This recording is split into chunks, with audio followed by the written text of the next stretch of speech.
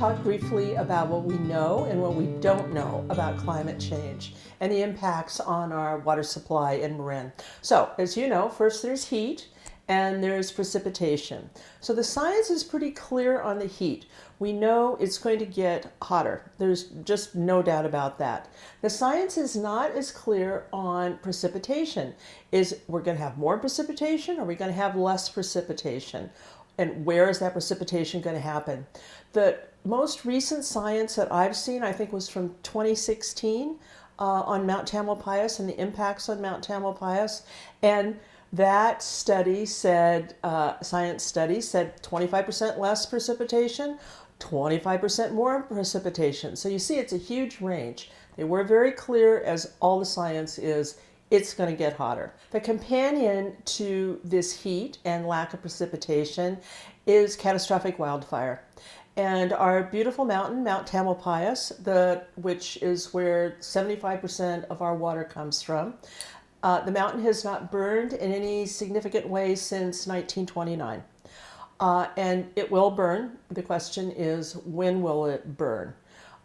So a couple of things happen when catastrophic wildfire hits water supply or reservoirs. So one example is what happened with Denver Water. They had a huge wildfire up above one of their big reservoirs. They have many, but just one of their reservoirs. Rains came, put all kinds of debris, ash, sediment into that reservoir, and to date they have spent $28 million dredging that one reservoir. And that's because, if you think about it, of course, the debris comes into the reservoir and it fills it up, so there's not as much capacity for water supply. The second thing that happens is the impact on water quality. And can the treatment plant handle a big slug of debris and sediment and ash coming into the treatment plant? So Phoenix, which has state-of-the-art, best treatment plant money can buy, they came out hours away from a boil water order a couple of years ago because of a not very big wildfire upstream, which again sent that big slug of sediment and ash into the reservoir. And then the third thing, which the science is learning more and more about, is Marin water. In Marin, like with most water agencies across the country, we use plastic pipes. So as we know from the Paradise Fire in 2018 and the big fire in Sonoma in 2017, when those water pipes melt, they release all kinds of just awful toxic chemicals that are really difficult to remove. The problem with those pipes, and the reason why they have been used so much, is they're cheaper and they're lighter. You think about it, they're not steel, they're not big clay pipes. One of our sister water agencies here in the Bay Area, East Bay Municipal Utility District, is actually in the process of changing out those pipes as quickly as they possibly can in their service area. I mean, it's expensive and it takes a while. There's only 2 years of supply in the reservoirs that we have around Mount Tam, and they made a bet that that would be adequate, that it would rain, and that people would conserve enough. Most water agencies, or at least the ones that are very well run, have at least 4 years of supply in place. The second thing that they've done is they've used historic weather data and historic runoff data to determine what they should plan for going forward.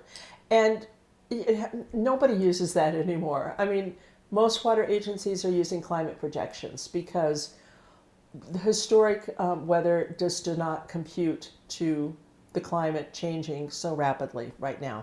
We had a drought from about 2011 to 2016. That was a real wake-up call for most water agencies here in the Bay Area. And Marin Water, they just kind of hit the snooze button. So while other water agencies were putting plans and funding and permitting into place for increasing reservoir capacity, determining if recycled and potable water was appropriate for their agency, determining if desal was appropriate for their agency. They were putting what's called drought tier funding in place with their ratepayers. They put all those things into place, and we didn't do that here in Marin. So as a result, we got stuck in that really tough situation that we were in a year ago. You'll remember that we were told that we were going to run out of water. And we had this miraculous, unprecedented, huge rains in October and November, and those filled the reservoirs up, and we were saved. We can't continue to count on that.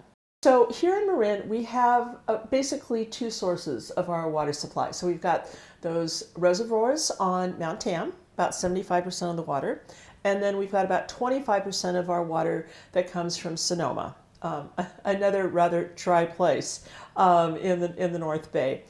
Most water agencies most of them have more than two water supply sources of their water, but not necessarily. The ones that don't are scrambling like crazy to increase the number of their water sources.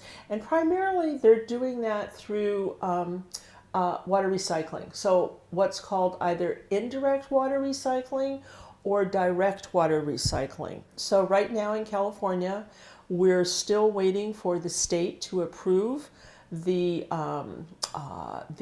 permitting for potable water. But San Diego, as an example, they have everything in place. They have the financing and the site and the contractor and the all of that. They're ready to go as soon as the state issues the permitting process, which should be within the next year at the latest. And one of the things I love about what they're doing in San Diego and other places is that they've done taste tests with all kinds of different people and all kinds of different circumstances to say, okay, so here we have, this glass of water and we have this glass of water. Nobody can tell the difference. There are 5 members on the Marin Water Board elected by you and me.